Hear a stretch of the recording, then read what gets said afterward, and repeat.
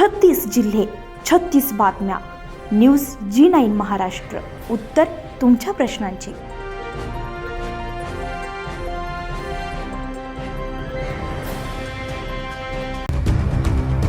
समुद्रपूर तालुक्यात गिरड वनपरिक्षेत्रामध्ये सतत 5 ते 6 महिन्यांपासून वाघाने धुमाकूळ घालून शेतकरी शेतमजुरांमध्ये भीतीचं वातावरण निर्माण झालेलं होतं. बऱ्याच शेतकऱ्यांच्या जनावरांवर वाघाने हल्ले केलेले होते, त्यामुळे शेतकरी आणि शेतमजूर भयभीत झाले होते.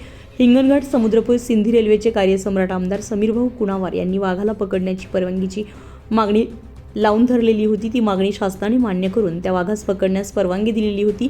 वन विभागाचे 70हून अधिक कर्मचारी वाघास पकडण्यासाठी वारंवार अपयशी ठरत होते.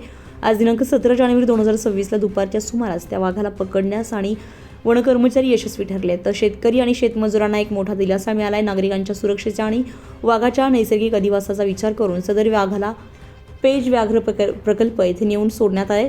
काही दिवसांपूर्वी नागपूर येथे अधिवेशनादरम्यान महाराष्ट्र राज्याचे वनमंत्री गणेशजी नाईक साहेब यांच्यामध्ये या गंभीर विषयावर सविस्तर बैठक घेण्यात आली होती. त्या बैठकीमध्ये वन विभागाला 5ही वाघाला पकडण्याच्या आवश्यकते ठोस निर्देश देण्यात आलेले होते. असे निर्देश देण्याची महाराष्ट्रामध्ये पहिलीच वेळ ही होती. आजही त्या पार्श्वभूमीवर ही कारवाई सुरू आहे. 2 दिवसा अगोदर एका वाघाला आणि एका वाघाला प्रत्यक्षात उतरले. तसेच परिसरामध्ये असलेल्या उर्वरित वाघांबाबतही नागरिकांच्या सुरक्षेला प्राधान्य देत त्यांना लवकरात लवकर पकडण्याचे स्पष्ट आदेश आज संबंधित अधिकाऱ्यांना देण्यात आलेत. वन विभाग, प्रशासन आणि स्थानिक यंत्रणांच्या सतर्कतेमुळे ही महत्त्वपूर्ण कारवाई शक्य झाली आहे.